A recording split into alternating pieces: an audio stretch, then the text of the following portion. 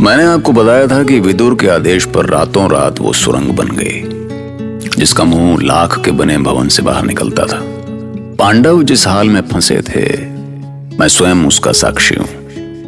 मैं आकाश हूं, मैं वो आंख हूं जिससे कभी कुछ नहीं छिपा, संसार की एक भी घटना नहीं। अब भीम तो तोड़ फोड़ वाला इंसान था, तो वो भवन की दीवार को तोड़कर बाहर निकलने को उतावला था, जबकि युधिष्ठिर शांति से बच निकलने की बात कर रहे थे। ऐसे में कुंती ने बहुत बुद्धिमानी से अपने बेटों को संभाला।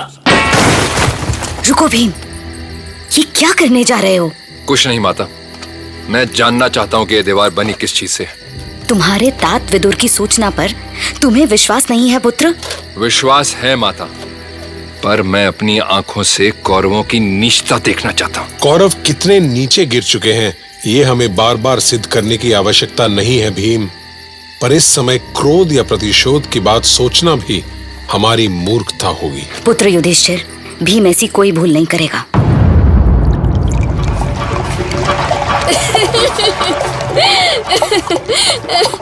हम तो बोलेंगे, पुरोचन महाराज की जय बोलेंगे।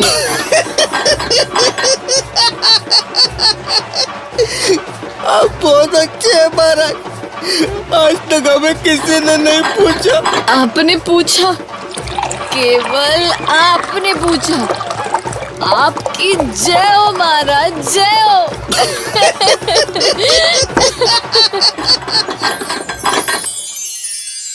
सुन रहे हैं आप लोग? पुरोचन ने ढेर सारे लोगों को बुलाया है। वो हमारी मृत्यु का उत्सव मना रहा है। देखा माता, उसने भवन का द्वार भी बंद कर दिया है, जिससे यही हमारी चिता बन जाए। सहदेव, इसका अर्थ है कि वो आज की रात ही आग लगाएगा। हमें इसी समय यहाँ से निकल जाना चाहिए। आप सबको जाना है तो जाइए, मैं यहाँ से ऐसे कायरों की तरह मुंह छुपाकर नहीं जाऊंगा। नहीं भीम, तुम भी हमारे साथ निकलोगे। आज से पहले कभी ऐसी न रात आई थी, न ऐसा उत्सव हुआ था। और न भविष्य में कभी होगा, क्योंकि ये उत्सव हस्तिनापुर के युवराज के सम्मान में हो रहा है। पियो पियो पियो और पियो, जी भर के पियो। कुछ घड़ी बाद इधर मैंने आग लगाई और उधर ये भवन पांडवों के साथ स्वाहा।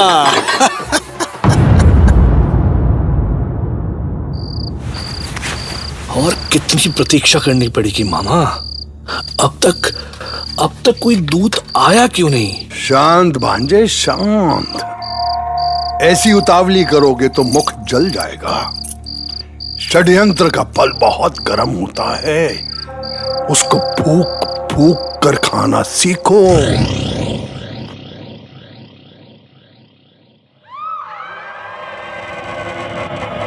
हे ईश्वर! महारानी, महारानी, आप नींद से ऐसे क्यों जाग गई? मैंने बहुत बुरा स्वप्न देखा महाराज। मैंने देखा कि पूरे हस्तिनापुर में आग लगी हुई है। सब चीखते हुए यहाँ वहाँ भाग रहे हैं। किसी को निकलने का कोई रास्ता नहीं मिल रहा। शुभ शुभ बोलिए महारानी गांधारी, हमारे पुत्रों को कुछ नहीं होगा। मैं कह रही हूँ कि सारे हस्तिनापुर में आग लगी हुई है और आप सिर्फ अपने पुत्रों की बात कर रहे हैं। दुर्योधन, पुत्र, कहाँ हो पुत्र? तुम ठीक तो हो ना पुत्र? अरे क्या कर रहे हैं आप? क्या हुआ महाराज? दुर्योधन कहाँ है? उसे मेरे पास बुलाओ, वो ठीक तो है ना? मैं तो स्वप्न की बात कर रही हूँ महाराज। और आप भागने दौड़ने लगे? जाओ दासी, जाओ यहाँ से। स्वप्न कभी कभी सच भी हो जाते हैं देवी गांधारी, बल्कि भोर के स्वप्न अक्सर सच होते हैं।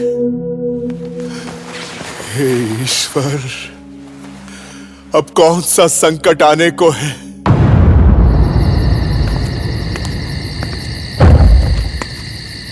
भीम, तुम ये मशाल क्यों लेकर आए हो? हमारे साथ चलते क्यों नहीं? आप जाइए माँ, आप सब सुरंग में प्रवेश कीजिए, मैं कुछ देर बाद आऊंगा। कहाँ है माँ? जल्दी आइए। देखिए माता, भैया आपको बुला रहे हैं, आप जाइए। मैं स्वयं आग लगा देता हूं इस भवन को। अचानक लगी आग से नशे में डूबे षड्यंत्रकारी भी भस्म हो जाएंगे। भीम अब चलो, भागो जल्दी। चलिए। भागो भागो इधर से, आग कैसे लग गई? आग आग, इधर भी आग है, कोई तो बुझाओ, जल्दी आओ, बचाओ। नहीं, ये अपने आप आग कैसे लग गई? आग आग आग। मैं आपको उठा लेता हूँ माँ। नहीं नहीं, हाँ, मैं चल रही हूँ। तुम थक जाओगी माँ। अब हट मत करो माँ, आओ। अरे अरे भीम, क्या कर रहे हो पुत्र? मैं गिर जाऊंगी। ना मैं गिरूंगा और ना आपको गिरने दूंगा।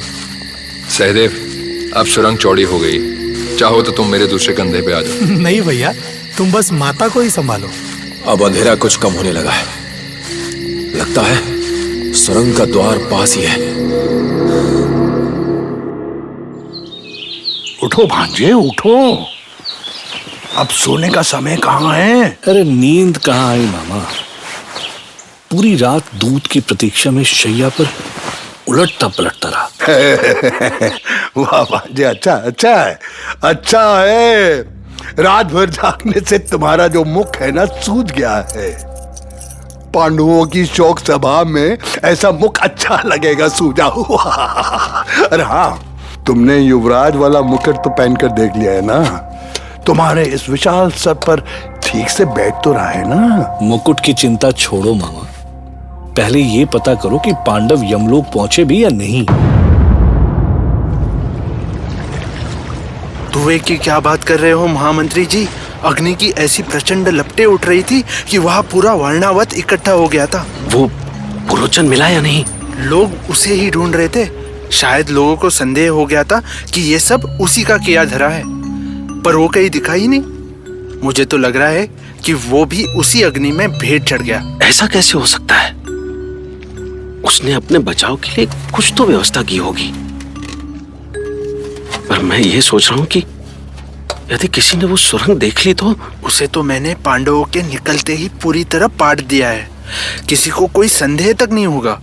किंतु महामंत्री, एक कक्ष में क्या क्या था कक्ष में? महामंत्री, छह जले हुए शव मिले हैं। मुझे कुछ आशंका हो रही है कि कहीं। नहीं, पांडु कुमारों के जलने की कोई आशंका नहीं है महामंत्री जी। नाविक, तुमने उन्हें नदी पार तो करा दी थी ना? हाँ महामंत्री जी, मैंने स्वयं उन्हें नदी पार कराई थी, इसलिए तो कहा कि संदेह करने वाली कोई बात नहीं है। पांडव पूरी तरह सुरक्षित है। तुमने कहाँ छोड़ा था उन्हें? मैं उन्हें हिडिंबन में छोड़कर आया हूँ। पर फिर वो जले हुए शव किसके हैं? वो पांडवों के तो नहीं है महामंत्री जी, क्योंकि उन्हें नदी पार कराने के बाद मैं माता कुंती के चरण छूकर लौटा हूँ। ठीक है, तुम दोनों अभी यहाँ से जाओ। जो आ गया महामंत्री जी। और सुनो, हस्तिनापुर के सीमा के पार निकल जाना, जैसे तुम यहाँ कभी थे ही नहीं।